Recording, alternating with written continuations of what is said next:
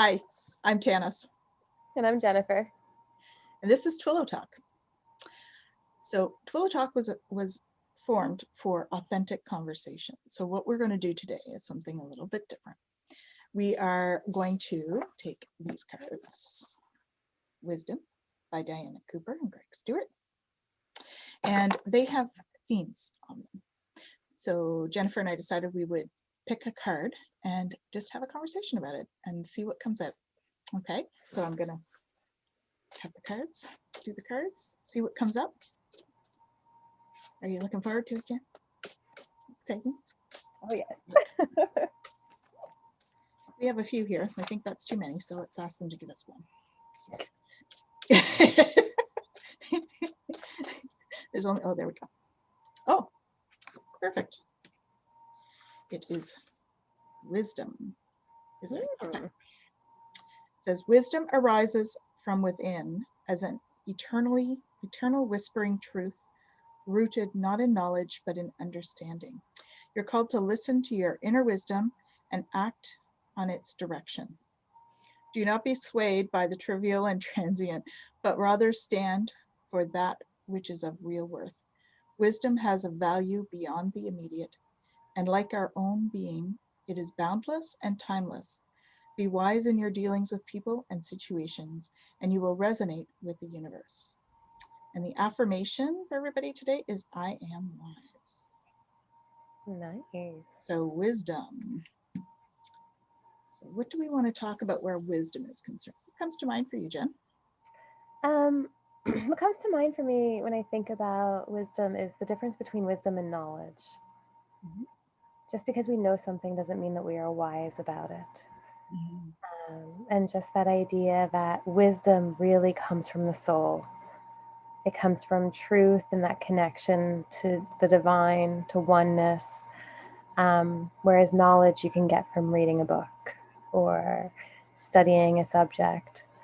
But wisdom has that discernment piece that the card talked about that's really important. And it's not necessarily about weighing the options or doing a SWOT graph or any of those kind of things. It's really about following your being, following your truth, which is something we've been talking about recently too, right? We were having a whole conversation about this before we got on camera. You know, the whole idea of really, you know, following that path and being able to stop and pay attention to the signs around you, to what you're being told, and then, you know, having that understanding of how to move forward. Right. So it really ties into intuition, right? Yeah. I mean, wisdom, intuition, because wisdom, you know, the third dimensional where we're physical and everything, that, you know, we have the perfect ability to like pick this up and move it, and they don't, the guides and stuff don't, but they have perfect wisdom. So when we can tap into that, you know, we create a beautiful synergy that goes along with that, because they give us the wisdom and we act on it, and then we can act on something, they can give us the wisdom. So, you know, it's a beautiful synergy when we can pull down on that wisdom. But I also think that wisdom comes from past life experiences. I think we draw on that because we've gone through all these lessons in all these different lifetimes, and you know, we've gained knowledge from learning in those lessons. And I think there's wisdom that we can tap into there. That's part of like the intuition thing. Yeah, I mean, I think that it really depends too on what we've been doing with our past lives, right? I mean, there is that hope that we are learning and growing and bringing that wisdom forward, not repeating the same patterns, right? Because sometimes we have these patterns that we follow and they feel very natural because we've been doing them for lifetimes, but they're not wisdom. They're not that intuition piece. They're just what you know, we've done over and over again. And I think that's where that wisdom comes in, is knowing the difference. Yeah, that's true. And tapping into the wisdom of our soul is really about tapping into that heart space, right? to feel into what is a wise decision for us in terms of when you're looking at a decision, right? We don't want to make necessarily the decision with our head. We want to make it with our heart, because that's where we can find that inner wisdom and poetry. Yeah. And I think it's important too to understand that that doesn't negate taking care of ourselves and things like that. But when we truly are on the right path, things do work the way they're supposed to, right? Because I know that there's been times, even in my own journey, where I've known what I have to do, but what I had to do was scary. It was that leap, right? It was that moving out of my comfort zone, moving out of what's familiar, and really trusting that things were going to work out. And I find, it's not, like you said, it's not about the head piece. It's not always about, trying to figure out like this or that, because sometimes wisdom isn't what we would think is logical or what we would think is the most, you know, worldly beneficial kind of movement. But I do, like you said, about that connection piece, right, to our guides. And when we're being told that we have to do something, there's their wisdom is far beyond what we have, because they really do understand that oneness of all things that we're still, just kind of beginning to grasp and understand on the periphery. And yeah, there's so many beings that are like so much further along in the evolutionary process, right? We're like just little babies in that process. So it's kind of cool to be able to like look up to the elders, right? They're the elders because they've gone through this whole ascension process that we're going through now, and so they have all that wisdom from their experiences that they can pass down, just as elders do in our tribes or our families. They bring that experience to the table. So yeah. Yeah. The other thing that's coming as I think about the idea of wisdom too is just this idea of quiet. And in the Tao it talks about, those who know speak and those who speak don't know, right? Like those who know don't speak and those who speak don't know. That's how it goes, right? And just that kind of idea that, we, especially in the 3D, we often feel like we have to explain ourselves, defend ourselves, or justify decisions. And yet there is a wisdom in our silence and in just kind of allowing things to unfold and not always having to please the 3D. Yeah, I've talked, it's come up a lot with some of my clients lately about being the quiet observer in your life, right? And so that's part of that too, in that if they can get to the quiet observer, they can tap in to more of that inner wisdom, right? They can remove themselves out of sort of that drama triangle that we get caught in, because there's not a lot of wisdom in that. That's habit, that's patterning, that's, and yet we're all human. We all fall into it. We all, get caught up every so often and jump in there. And then we have to go, wait, this is not quiet observer. Where am I? This is not right. Okay. Yeah. I'm on that treadmill again. Someone take me off the treadmill. No, that's my terrible spinning in the exactly. Just going round and round and not going anywhere. Yep. I love that though. I love the quiet observer. I talk about that a lot in my sessions with clients and all as well. And that need to really understand that, we're not these thoughts, we're not these feelings, we are not these things that are happening around us. And not to own those things as who we are, but to really become that observer. And in that there is, as you said, so much wisdom and personal power. Like it's empowering, right? To be able to sit back and observe what's happening from it's like putting it up on a TV screen, right?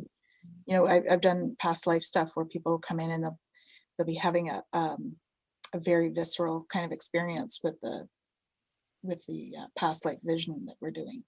And I'll be like, okay, I want you to put it up on a movie screen, pretend it's on a movie screen, because it just takes you out of that and you can be that quiet observer rather than having the visceral, real emotional, physical experience with it, right? So it's, if we can try to do that with some of the things in our lives, it helps us to pull out of that drama, the drama triangle, which I for those of you that don't know what the drama triangle is, it's basically, it states that we're like often in one of three roles or all of three roles of the hero, victim, or villain, and that we're playing that role in a situation. And so we all kind of fall into this. And you can be any or all at the same time, right? Depending on who's watching the situation, so, or who's involved. So, yeah, it's interesting. Like Yogananda in one of his talks about life being the movie show, right? And how we really, as that observer piece, are not we're able to emotionally disconnect from it. Like we're not pulled in all of the time. It's like you wouldn't go to the movie or go to a theater and be like, no, I don't like how you guys are doing the play, and get up and get involved and take it on. Like change it, right? Well, you can try, but it probably won't work with a movie. I'm just saying. No, and that's the thing, right? Where we get so vested in things being a certain way, without understanding that like that's not necessarily in our best interest. That's not necessarily really where the journey that our being needs to be on. That's not the path that we need to follow, and yet we get so caught up in it, and it definitely brings us down that path of getting into the triangle, and oh my. Yeah. And it's harder to see yourself when you're in it too, right? It's hard to see when you're actually in the triangle. It's easier to look at other people, at least for me anyway. I find that. Do you find that? I find it's much easier to see somebody else. Oh, they're in the drama triangle. Okay. Oh, okay, that's okay. They're in the they need to work that out, right? But when I'm in it, it's like, what is going on? It's kind of like when you're in fight or flight mode, right? That whole the frontal lobe sort of shuts down, so you don't actually make the best decisions if you're making decisions. Yeah, you go right into reactive mode, and all of a sudden it's just survival. Yeah. And we don't work in survival. And there's a whole, like when you look at like the polyvagal system, right? Like they talk about how our body actually in those different states like shuts down different systems so that we can respond in certain ways. And so like we get overly like heightened sensitivity in certain areas, and then in others like our functioning completely disappears. And so it's really important in those moments to, as you said, become that quiet observer, step back, take those deep breaths, really bring yourself back into presence, and be like, okay. And have you ever used the square breath?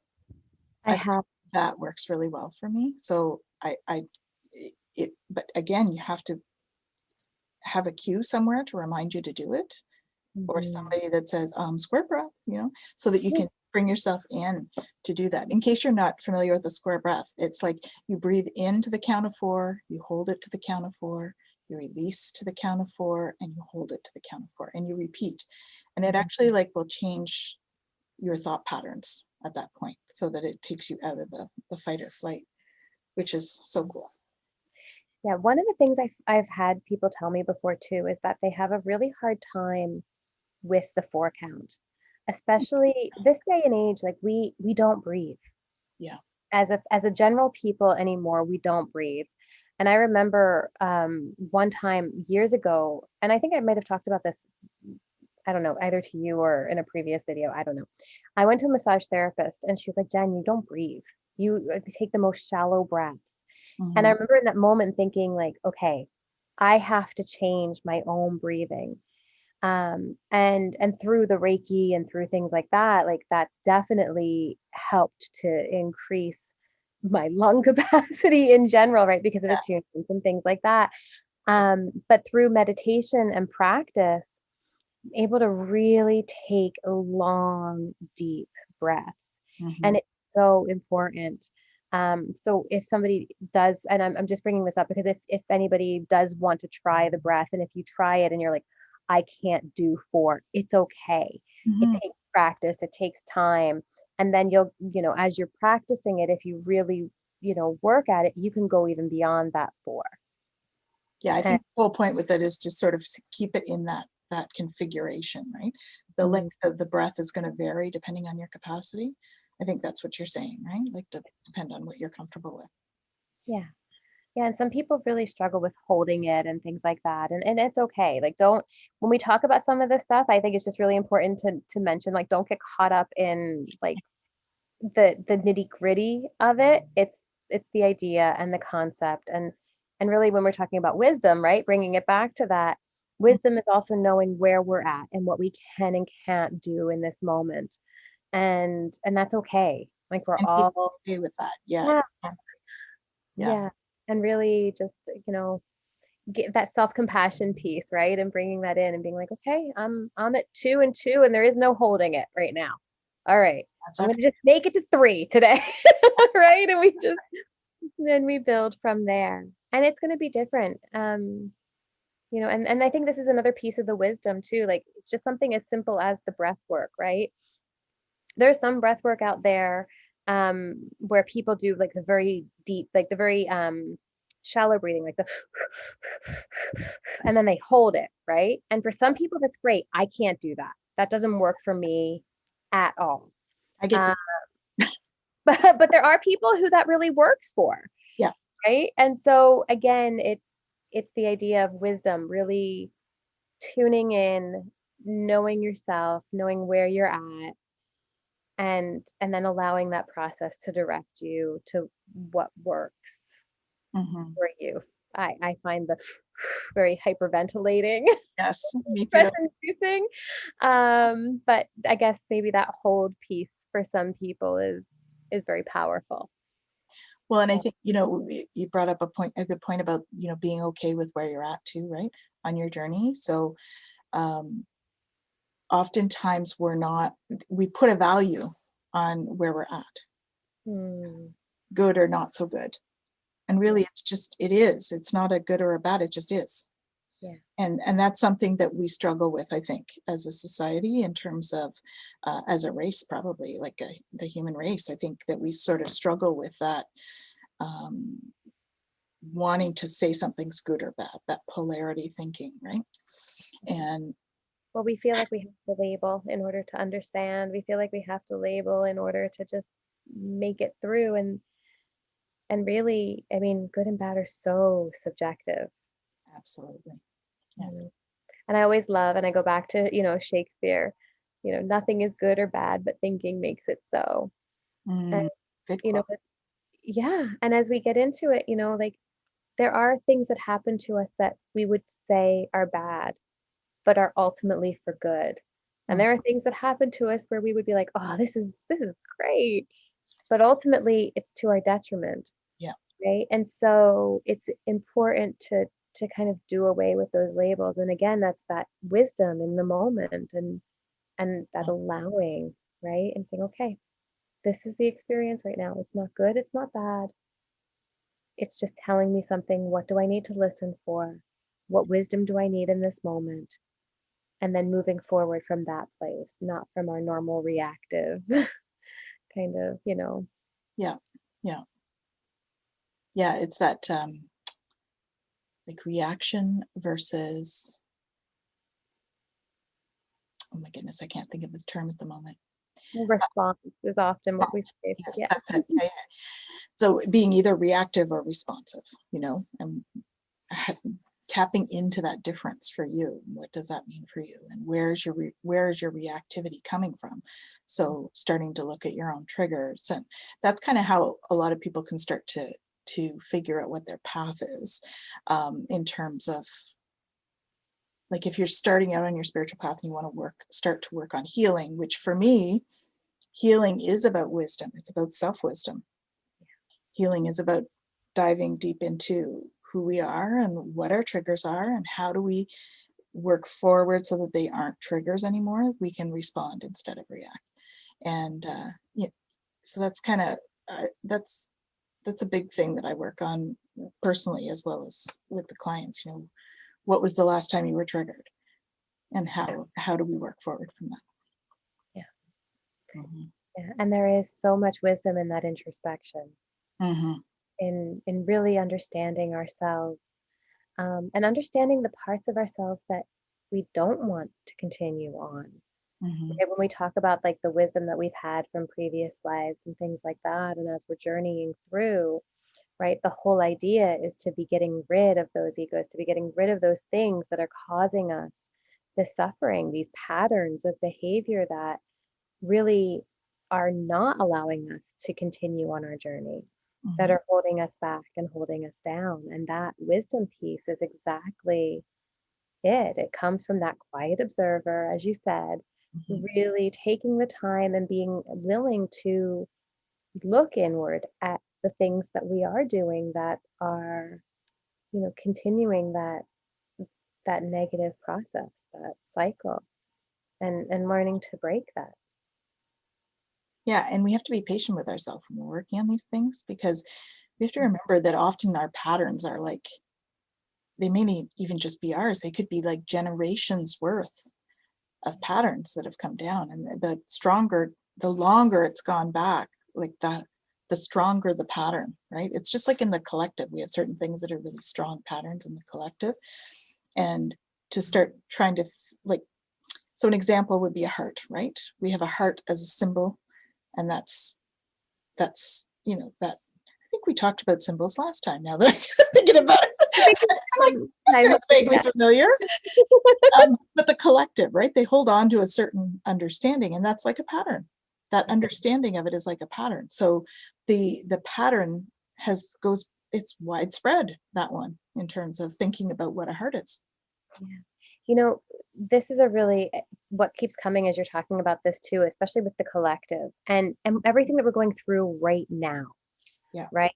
With all of the stuff that's going on in the world, with COVID and the fact that, like there is this collective consciousness or collective unconsciousness that we're constantly dealing with. There's fear, there's anxiety, there's depression, there's all of these things that the collective is struggling with. And I think this is another piece where wisdom really comes in that quiet observer moments where we can observe and say, okay, is this feeling even me? Yeah. Or is this feeling something that's coming because of all of the things that are happening around me? Yeah. Especially as we're on this path, we do become more sensitive. Absolutely. Right? There's that whole movement now with the highly sensitive person in HSP, right? Like as we start to wake up, we start to realize that we really are one. We really are all connected. And so we start to have all of these feelings and we're like, whoa, where did that come from? And it's really important in that moment too, to have that wisdom moment of stepping back and saying, okay, maybe this isn't me. And knowing the difference in those feelings and being able to then hold space if that's what we're being called to do, or to release something if that's what we're being called to do, right? Or whatever that looks like for us in that moment, but having that wisdom piece to really discern what we need to do at that time.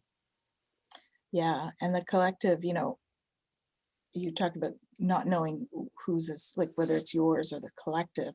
I mean, in many senses, it's all of ours anyways, but how do we deal with that on our own? It seems insurmountable that we can't make a change in the whole collective all at once. to help, because our instincts, right? If you've got a crying child or something, you want to go and comfort it. And so if you're thinking about it in terms of the collective, you can't like go and comfort the collective, right? Mm-hmm. And so it's important to remember that the best way to comfort that is to comfort the self and heal yourself, because the more light you can shine on the collective, the more healing you're providing, because we aren't really responsible for anybody but our own actions and reactions, right? We're not really responsible for the collective, and yet we feel the collective. And so, well, and our responsibility is exactly as you said, like there is that idea that we want to be whatever it is we want to put into the collective, right? Like be the change you want to see in the world. Like I think Michael Jackson, even like I take a look at myself in the mirror, like if I want to make a change, this is the person I change, right? And so really that holding space is allowing yourself to just process through whatever is showing up for you. And then I love the way you said it, right? Putting that light, transmuting that pain, whatever it is we're feeling, into that light and love, and then releasing that back to whatever experience we find ourselves in. It's funny that you bring up that song about Michael Jackson, because I heard it the other day and I was like, I hadn't really listened to it, I think, since I have come a long way on my path. So it's been a while since I've heard it. And I was listening to it and I'm like, wow, he was really like ahead of his time, this song. And like, that is so cool. And the other ones were the Beatles. Like they were really ahead of their time too. Like Mother Mary, the song Mother Mary, I don't know what is that the name of it? Where it says Mother Mary comes to me. Like that's about channeling. If you think about it, like it could be about channeling. So I've listened to these songs lately and I'm like, it's almost like there's been a change, and I'm really looking at songs in a different way now. And so it's fascinating to me when you see what the different aspects of all of these things are, and like going back to watch Avatar, for instance, too, right? I love Avatar. But when I first watched it, I loved it anyways, because it was the first movie I saw in 3D. But I went back and watched it recently and I was like, oh, the tree, the collective, it's the collective. There's so much in that movie. There is a lot of metaphor, a lot of stuff that is, galactic based, which you and I have had quite an experience with in the last week. We went on a journey this weekend, and I taught Nukti grief relief for the first time, so that was a lot of fun. And it's basically an energy healing modality that's very galactic based. And so we had quite a profound experience. Jen was in the class with me, and we had 3 others, and we had quite a profound experience on the weekend anyway. And it was a beautiful experience. It was, yeah, it was a lot of fun. But the whole thing is galactic, and so it really felt a lot like Avatar on the weekend. I was like, little Avatar, yeah. And I would like to make the distinction that it was not Avatar. What's it called? Airbender. Yeah, we're not talking that one, although that's got its own little spiritual quirks, but yeah.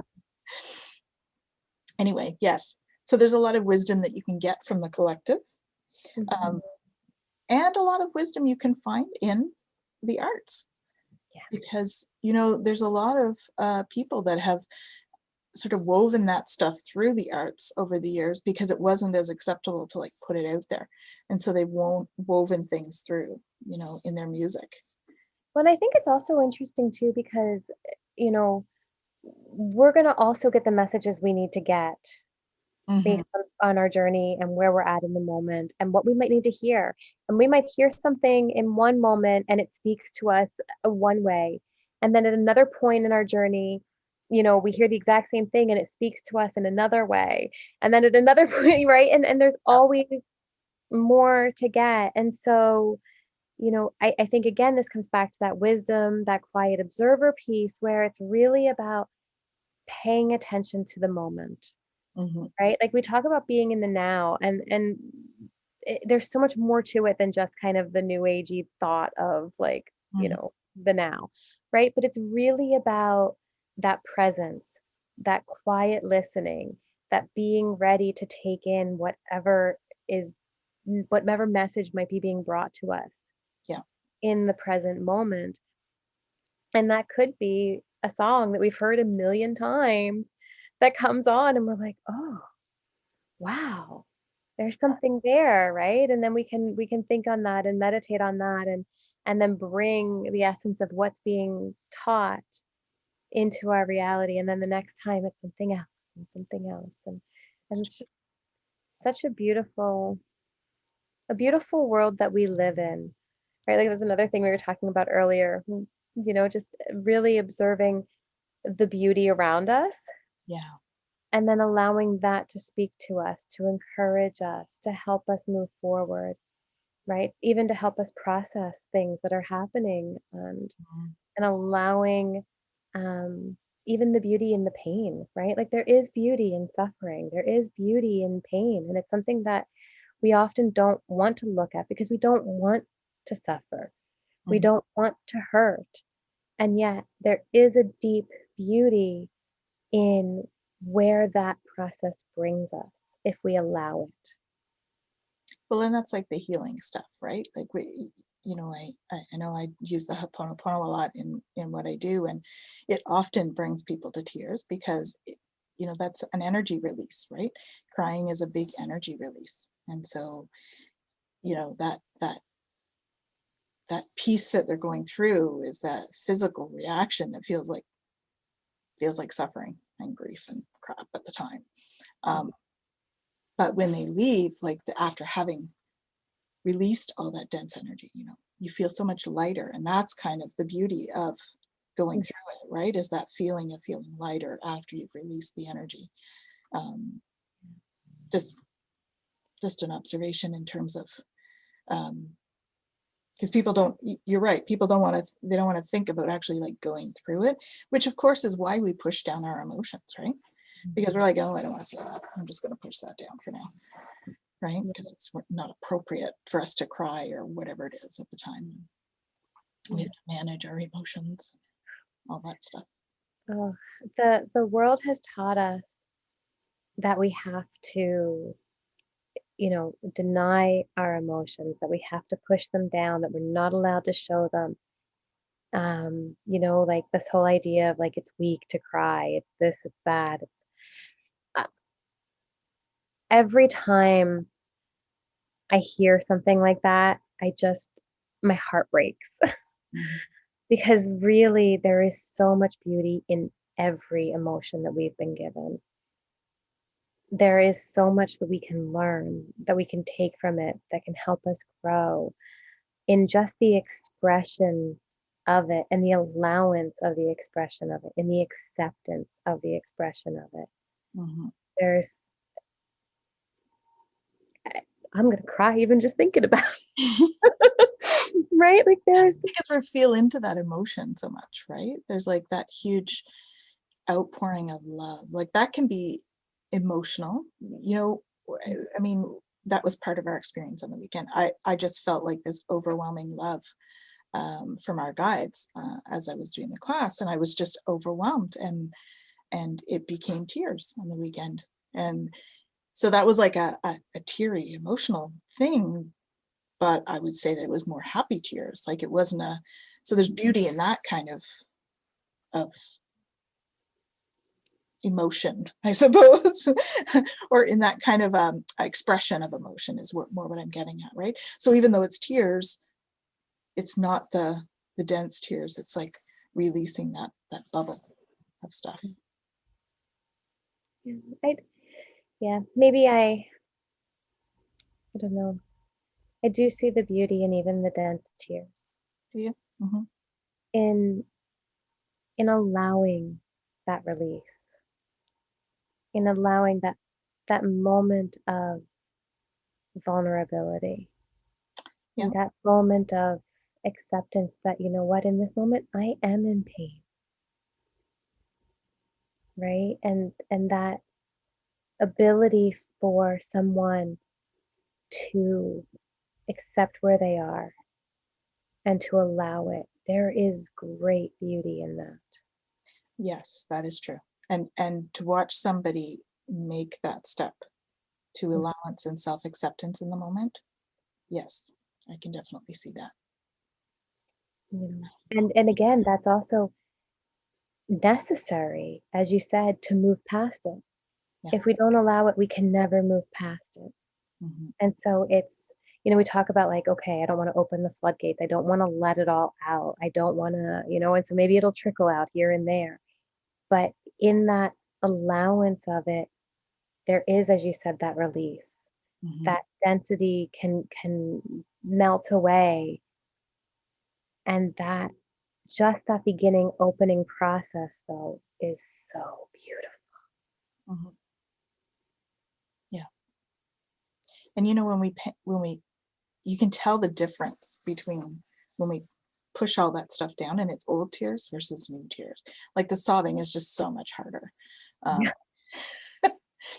I had a client once who, she made so much progress. She was like, the beginning, she would sob, and she would sob so hard that she would like burst the blood vessels under her eyes because it was so hard for her. And then as she started to transition through,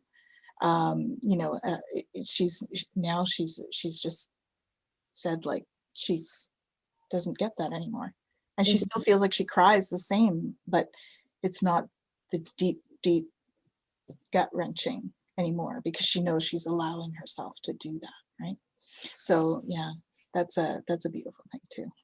Yeah. It's great to see that progress. Mm-hmm. Mm-hmm. Yeah, as you're speaking of that, I'm reminded of a time where I remember experiencing that gut wrenching, curled up in the fetal position, just wailing and shaking and needing to release pain that had been held in for so long. And it was triggered by a change that I had to accept, but that I didn't want to accept. Yeah. And how that in that moment too is that feeling all of that pain come out. And in that allowance, there's this peace that radiates within it because you're releasing it, you're processing it. And it's like, oh, there's this little light that starts to shine in it. Yeah. And I remember that process being so painful and so wonderful. Mm-hmm. And after that, everything had changed around the situation. My perspective of it changed. My ability to accept it and allow it changed. But I had to go through that to get there. Yeah, I had a similar thing too, and it was funny because it was very much one of those things that I really wasn't aware of what was triggering it at the time. And it was fortunately it was in like an energy healing class. I was a student in a class, and it was people that I knew really well, and I had this whole something was said, and it wasn't even what it was said necessarily consciously, whatever was said, and it triggered, and I just like started to cry, and I just could not even stop crying. Like I was so thankful that I was in an energy healing class, because they just like, okay, on bed, do the energy. And it's slowly like, okay, and I just felt so much lighter. I was like, oh, this is amazing. Okay, good. Whatever that was, good riddance. To be gone. Because sometimes it's about the energy, and we don't even have to actually totally analyze why, And and I think that goes right back to what we started in the beginning, that difference between having to have the knowledge of something and the wisdom of it. Right. We don't necessarily have to have the knowledge of what's going on to have the wisdom to be able to process it and release it and all. Yeah, definitely. So wisdom, super important concept for all of us. Right. Finding that inner wisdom, what a gift when we can find that. Right? Yeah, definitely. So thank you all for joining us today. on Twillow Talk, and we'll see you again real soon. Thank you. Bye.